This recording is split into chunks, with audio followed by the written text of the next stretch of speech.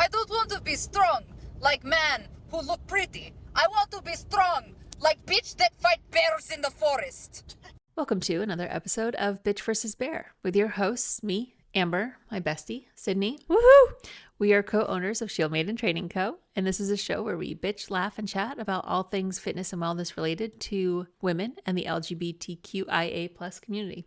Woohoo! I feel like it's been a while since I've done the intro. I'm excited for this episode because I think it's such a interesting topic. Take. I don't know. Okay, so on this week's episode, we're talking about how the average fitness enthusiast can utilize military precision in their fitness pursuits. Huh. Yeah. So we are, in fact, going to be talking about the Army fitness test, particularly the more recent Army combat fitness test, the ACFT. Feels like a weird departure from Yeah. where we normally stand on. Well, okay, so going back a little bit, the reason that I thought this would be a cool topic is because we've worked out in several CrossFit gyms and things like that. And, I work at a climbing gym. And what I've started to notice is there's a lot more women and queer representation in the armed forces. Mm. And so it was thinking about how they stay fit for their job. Because it is an important aspect of what they need to do to be military, to be combat ready. And then also, are there any crossovers? Because we do see them in these fitness spaces and they seem to be excelling in these fitness spaces. So, trying to figure that out. Yeah. Okay. And so we're going to dive into it a little bit. Okay. So what is the Army Combat Fitness Test? It's a rigorous assessment designed to evaluate the physical readiness of soldiers for the demands of combat specifically. While its primary purpose is to ensure military personnel are fit for duty, civilians, especially fitness enthusiasts, can glean some valuable insight from these standards. Okay. Yeah. I think for the average fitness enthusiast, including us women and LGBTQI individuals, the ACFT can serve as a benchmark to measure our fitness levels. Thinking about it as okay, if the zombie apocalypse occurred, right? Could I outrun the military personnel? Exactly. Because I don't need to be faster than everybody. I just need to be faster than the slowest person. Yes. That is fair. And also setting our own goals and just really challenging ourselves in ways that are potentially, practical, but also motivational. Okay, there's a benchmark and let's try and achieve this. See how they do it over there. See where we're at. Yeah. All right. Okay. I could get on board. So the Army Fitness Test, traditionally known as the Army Physical Fitness Test, APFT, was recently replaced by the Army Combat Fitness Test, ACFT. They really like acronyms. Oh my God. This is awful. Okay. The Physical Fitness Test focused on three main components: push-ups, sit-ups, and a 2-mile run. That sounds awful. With gender and age-specific standards. That's kind. In contrast, the Combat Fitness Test is composed of 6 events. That feels excessive. The deadlift, standing power throw, what is that? We can get into that after. Hand release push-ups, sprint drag carry, what is that? Leg tuck or plank, and a 2-mile run. Why is the 2-mile run still there? Can't we just let that go? All right, are you going to tell me what those things are? Okay. So, or can you, I guess, sorry, that was rude. Yeah. Can you tell me what those things are? So the standing power throw is kind of what it sounds like. You're standing and you're trying to... You're just throwing something? You're trying to throw a weight. Think of, what do they throw in the javelin and the hammer, in the Olympics? Like that, a weighted, and you're trying to see how far you can get it. Right? Because think about you're throwing a grenade, right? Okay, that's fair. That I get the practicality of that. So All right. what they did was change to things that are have practical applications in their combat settings. Okay, that yeah. Yeah. I get that one. And so I'm on like board. hand release push up, like think about like having to hit the deck, Yeah. right, and then like pop up and be Quickly ready get to up. Yeah. fire. Okay. Yep. The sprint drag carry is a weighted like sandbag. Think about if you had a crew member get hit and you have to drag them out of the line of fire. So it's So you have to sprint out, grab them, and drag them. Okay. Yeah. yeah. So again, more applicable test rather than just like how many push-ups can you do? It's like, okay, well, cool. But how does this translate into my everyday work environment, potential work environment? Not, but making sure that they have a little bit more application when it comes to their day jobs. Like, cool. Johnny over here can do 600 sit-ups, but he can't. But he can't carry me. Like, he can drag me out of the line of fire. Like, great. He can't throw a grenade right? far enough. Seems like maybe. That feels like a super important one. Yeah, right? Yeah, I like how you were like, what is the standing power throw? Like, why? Put this in practical applications. Oh, Love that it. makes a lot more sense. Yes. Okay. In context, it seems much more appropriate that you would be doing All these of things. those 6 events. Yeah. Like these make a lot more sense than can you do X push-ups and sit-ups? Yeah.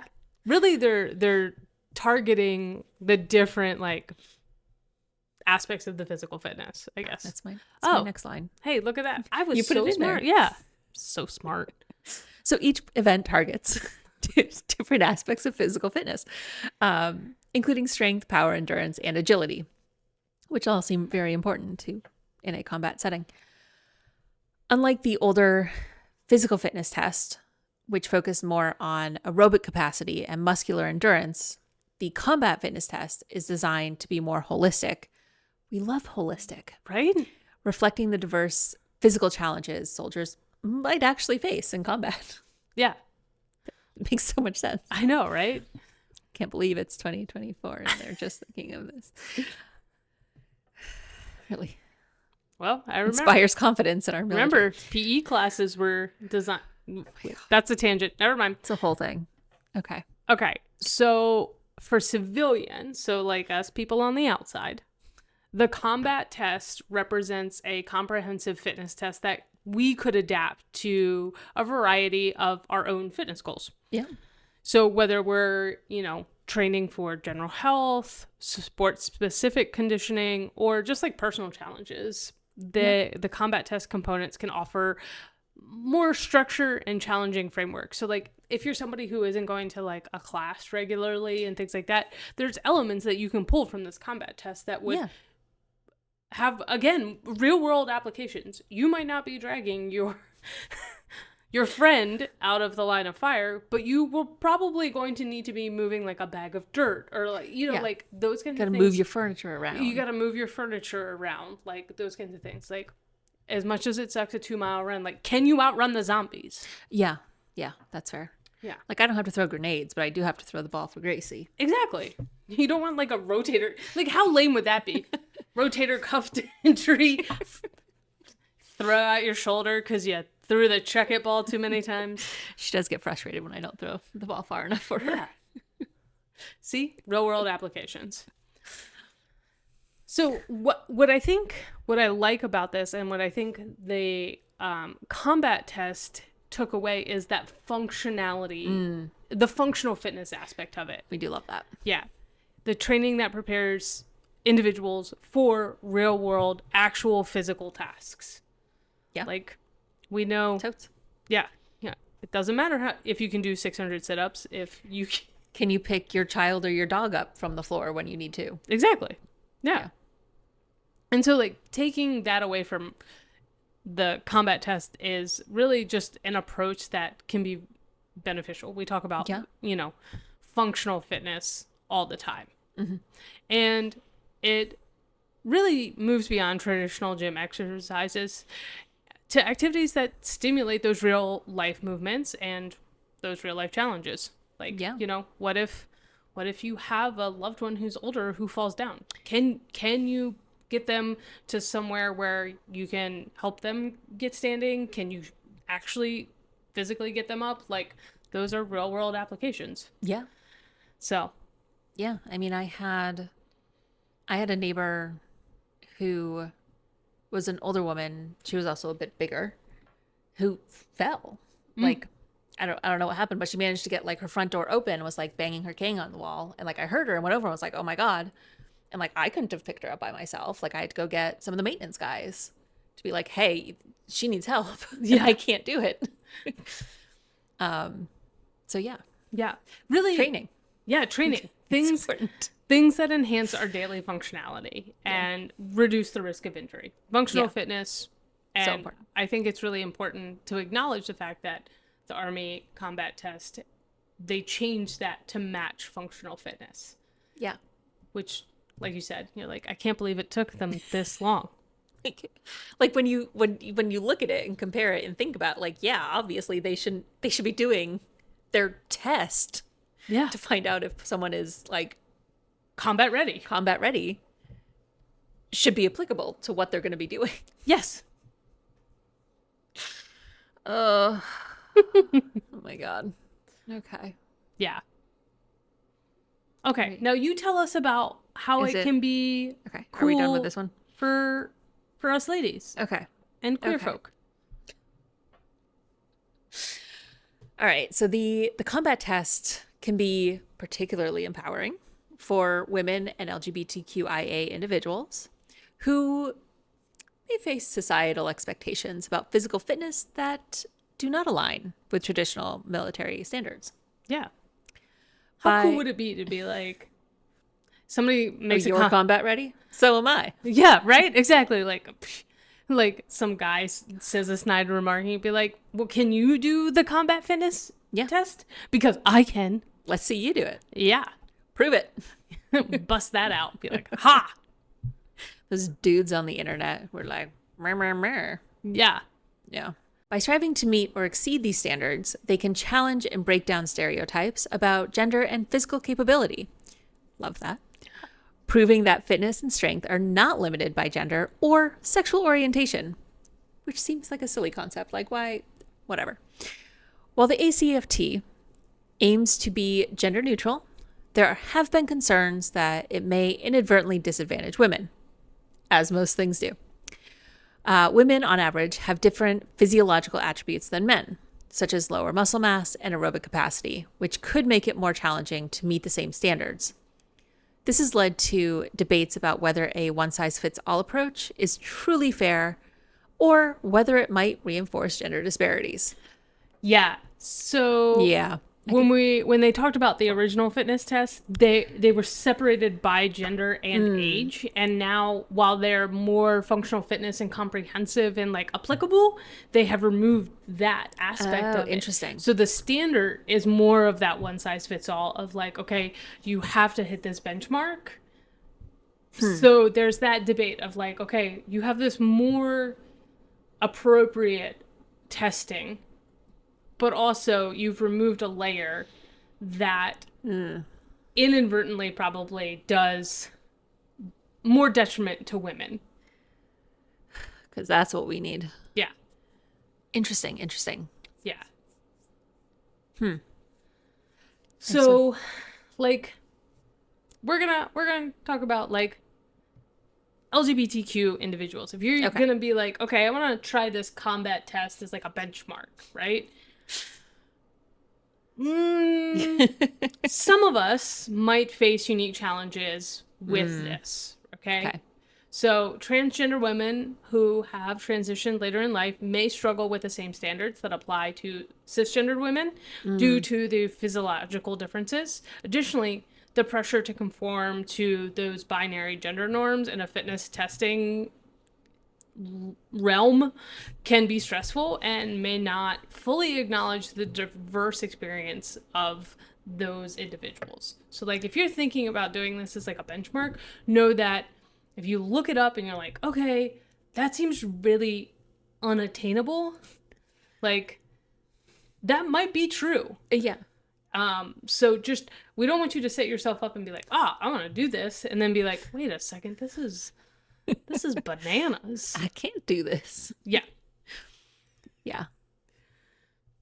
feel like we're giving some really contradictory advice here. It's more about understanding like this is a cool thing to use as a goal setting and as maybe a benchmark, but it also you have to understand like you're not preparing for combat as far as I know, like the general fitness I don't know. enthusiast. You're talking a lot about that zombie apocalypse. Well, you do have to be ready for that. That could happen in any minute. If nothing else, Gotta be ready. The Last of Us has taught us that, you know, the mushroom spore things.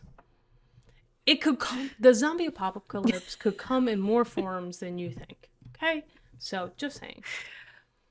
So what I think Sydney is trying to get at is that it can also be a way to inform how you develop your training. Yeah. If you're not as part of like a gym or classes and are trying to figure out like what do I do, Yeah.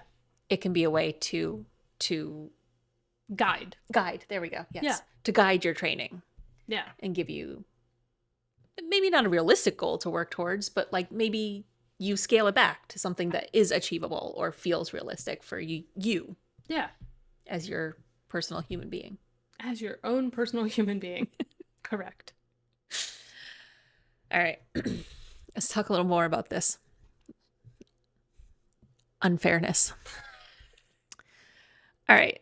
The debate over the fairness of the combat fitness test highlights the need for ongoing advocacy for more inclusive standards that recognize physiological differences while still ensuring combat readiness. Like we still want Yeah. women and everybody to be ready for what they need to do. Women and LGBTQ individuals can play a crucial role in these discussions, pushing for fitness tests that are both fair and equitable. Yes, Yes. we want that. We do.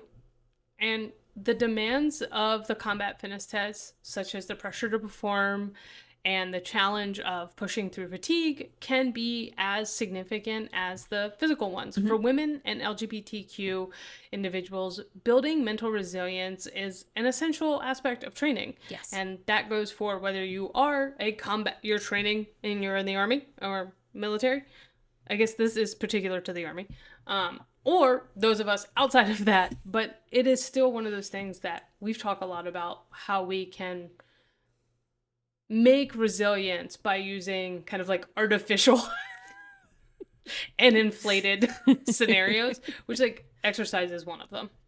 Fair. Yeah. Yeah. So, you know, when you're doing this, you can use some techniques. We talk about goal setting a lot.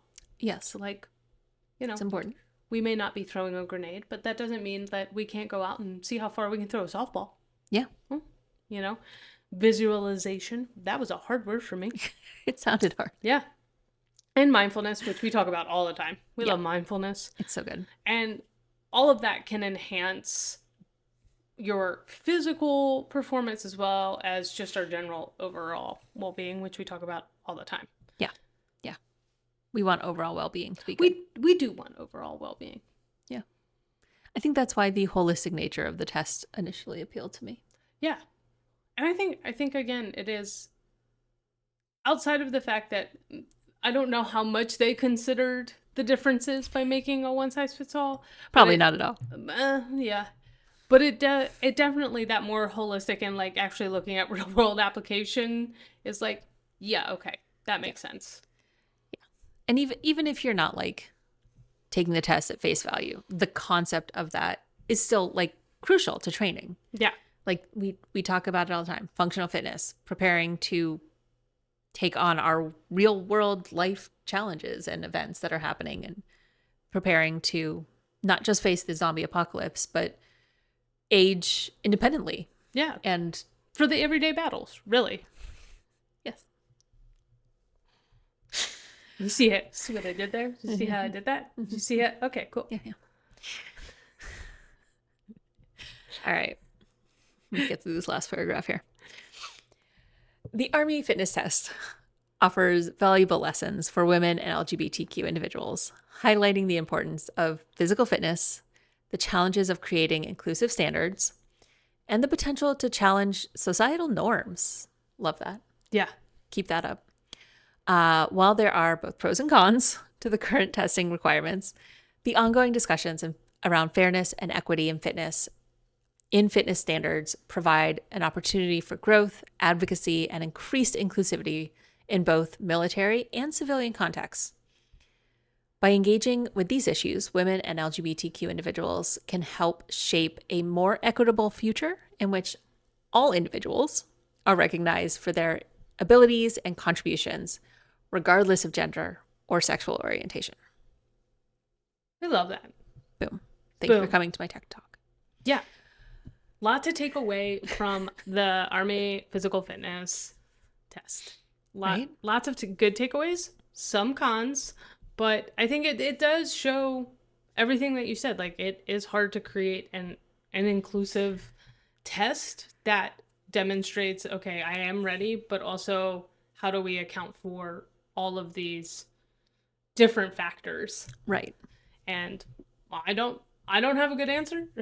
No. But I think, as we strive for those things, like, we can use these as guidelines of like, okay, Yeah. the other one didn't quite get there. This one gets there. We're getting closer. Yeah. And I think just having that topic be there and be discussed and continuing to have those conversations is really important Yeah. to reach our goals. To reach our goals. Taking down the patriarchy. That's what I'm getting fit for. From the inside out. Taking it down. All right. Well, Yeah. if you enjoyed this episode, please subscribe, rate, and leave a review on your favorite podcast platform. You can also just leave us a comment. Yeah. Say hello. Well, it doesn't. That's always nice. Yeah, that's always nice. But we do like those. And don't forget to share with your friends, family, strangers on the street. Don't really care. You should share us. Yeah. Yeah. All right. That is a wrap. Okay. So, whether you're lifting weights or lifting each other up, let's keep breaking barriers, building strength, and embracing our rainbow of resilience. Until next time, stay fierce and stay fabulous.